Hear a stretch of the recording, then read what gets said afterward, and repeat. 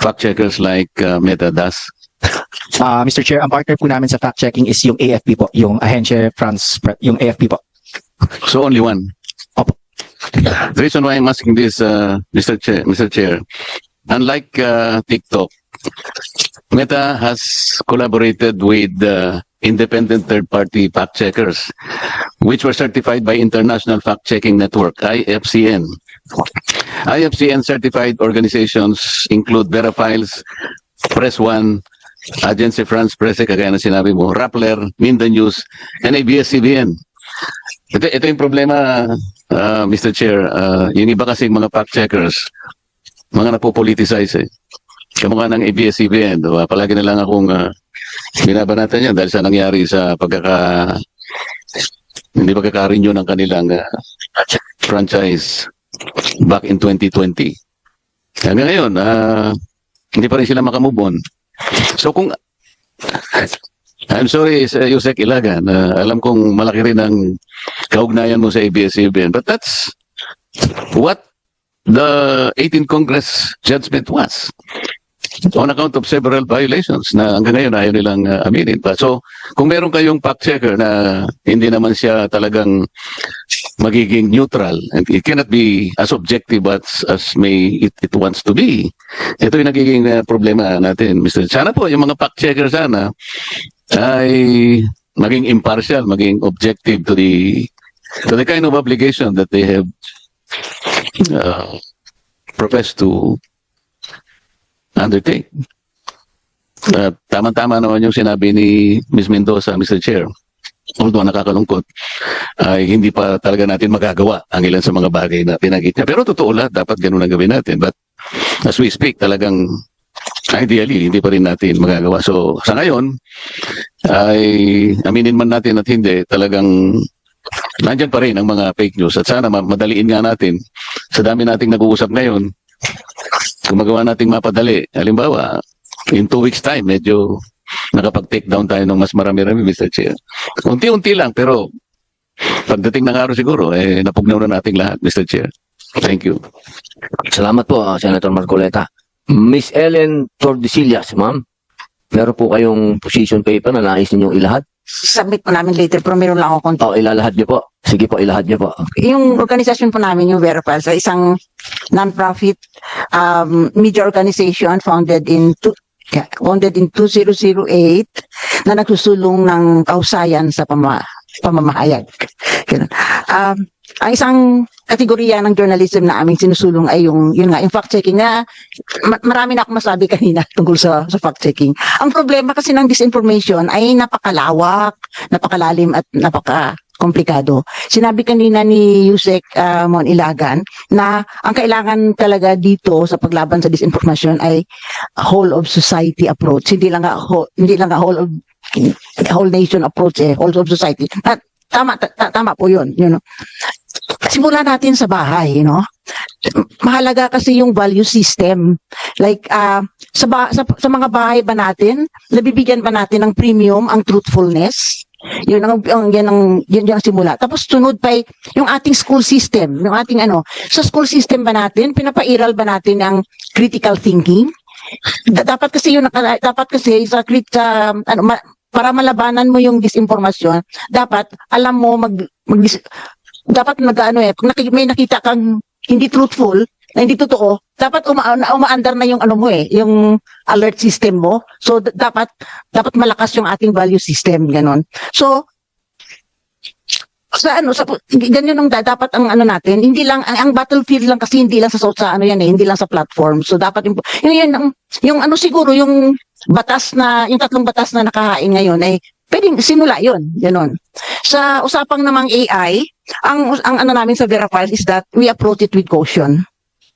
We see AI, we are not afraid that AI will render us useless, like we human beings as useless, especially kaming journalists. Hindi kami nagwo-worry na magiging obsolete kami with the advent of AI. We see AI as a tool that we can use to enhance our role as truth tellers. So as journalists, we at Verifiles are committed to seeking and telling the truth. We believe in accountability journalism, which is essential to a functioning democracy. Yun.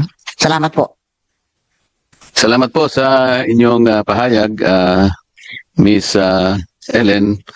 Totoo nga po yan, lahat po ay dapat nagsama-sama, ang academe, ang simbahan siguro, lahat ng sectors. Ngunit hindi rin natin talaga may tatanggi na kapag ka lumabas talaga yung fake news, mabubulaga ka talaga eh. Kahit sandali lang, mapapaniwala ka eh. Yun ang ina-avoid natin. Ang gagaling talaga eh. Isipin nyo na lang. Lalo na ngayon po, yung AI talagang hindi mo matidistingue. Magtatanong ka pa eh. Gagamit ka pa ng application kung totoo nga o hindi. Nakita nyo yung inaabutan ako ng Red Horse ni Pangulong Duterte. Siguro kung wala lang sa dihig si Pangulong Duterte, maraming may paniwala. At saka kung makikita nila na yung jacket na yan, hindi po ako nagja-jacket ng gano'n na colorful eh. Pero sigurado ako sa 10, mayroong 3 na paniwala doon. Siyempre po, kahit nakukunti lang yun, huwag natin silang bibigyan ng puwang na makapanloko ng kapwa natin. Yun po yung ating gustong mangyari. Mr. Chair, binabaka natin yung lumalaganap ng mga fake news araw-araw. Sana naman ay maging madali para sa inyo na makagawa ng kaparaanan kasama ng mga ilang inimbitang mga opisina. Para sa ganun ay hindi masyadong magtagal. Pero ang sinasabi ni Missy ko kanina, palagay ko dapat natin ding pagtuunan ng pansin dahil kung ang Singapore nagawa niya yun, kamukha sa Singapore 2019 pa nagawa na nila yung POPMA. Ito yung Protection from Online Falsehood and Manipulation Act. Pagkatapos nun ay nakagawa pa siya ng Anti-Fake News Law in 2018. Kung nagawa ng Singapore, baka naman yung best practices nila ay hindi man lahat na yung makuha natin. Halimbawa, 10 yung mga mekanismong nakalatag doon sa mga batas na kanilang ginawa. Yung unang 3 ay makuha man lang natin. Huwag na tayong masyadong magpakabida na makukopya natin kagad. Bagamat ang Pilipino ay mahilig mangopya. Pero maging realistic tayo. Kung nagawa ng Singapore, ba't hindi natin pwedeng gawin? Pare-pareho naman siguro yung level ng technology sa ngayon. Baka ang ating po kasing pinoproblema yung paglaganap at yung pagbaka sa kanila ay parang wala tayong, parang helpless po tayo eh. Ang bilis po nilang mag-upload ng mga fake news.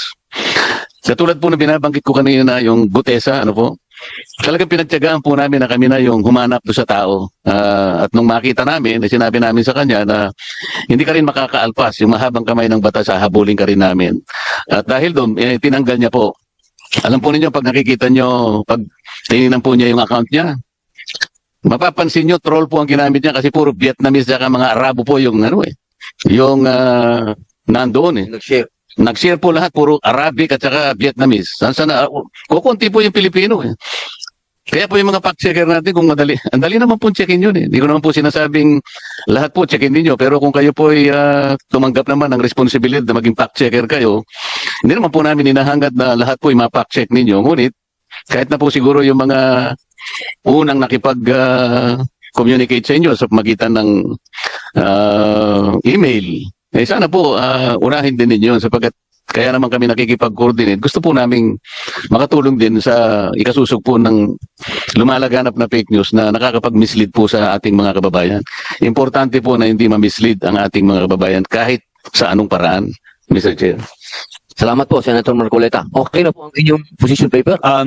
Pwede na po kayong magsabi? Yes, Your Honor. Inyong, Thank you, Mr. Chair. And thank you very much, Senator Marcoleta, for that suggestion po. We'll take that into consideration.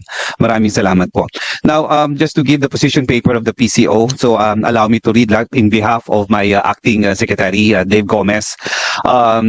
Mr. Chair, Senator Robin Padilla, distinguished members of the Senate Committee on Public Information and Mass Media, fellow resource persons, ladies and gentlemen, good afternoon. On behalf of the Presidential Communications Office, I thank the committee for inviting us to this public hearing on Senate Bills 191, 1441, and 1490. These measures seek to confront the growing menace of fake news and disinformation in our country. All of us witness this information every single day. We have seen how fabricated stories, deepfakes, and fake news can distort public discourse, incite violence, damage reputations, and even hamper government response during calamities and public health emergencies. The damage to institutions and to people's lives is real and escalating. The PCO welcomes the intent behind these bills to protect the Filipino people from deliberate deception while preserving the constitutional guarantee of freedom of expression and of the press.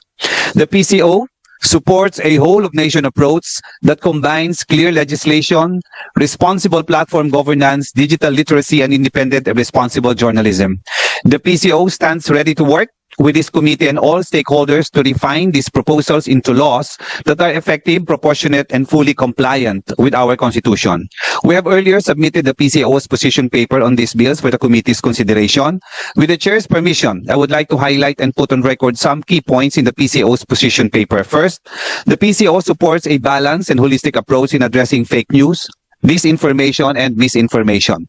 The freedom of speech is paramount, but it is neither absolute nor a license that gives immunity to those abuse or misuse it.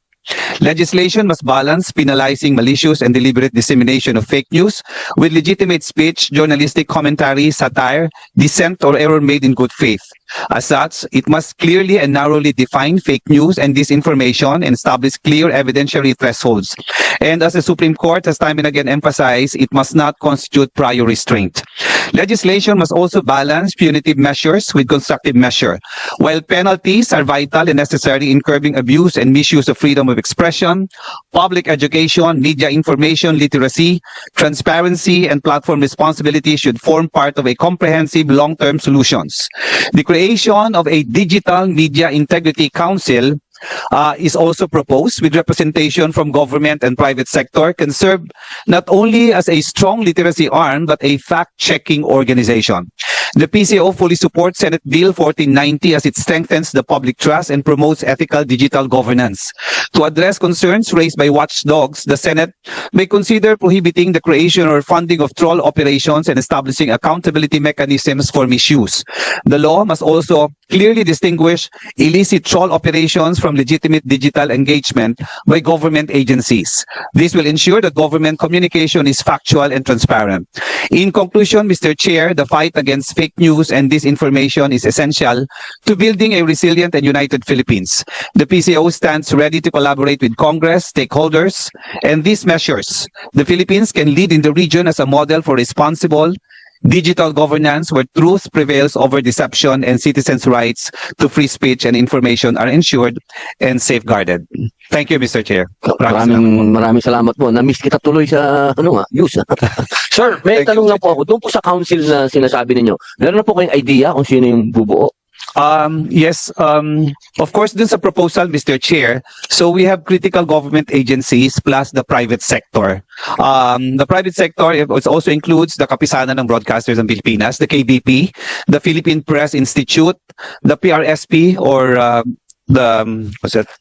Public Relations Society of the Philippines, the NPC, the National Press Club, etc. So with government funding plus private sector donations, para ho talagang masasabi po natin whole of society approach po with this. Ito po ay commission na ito ay under PICO?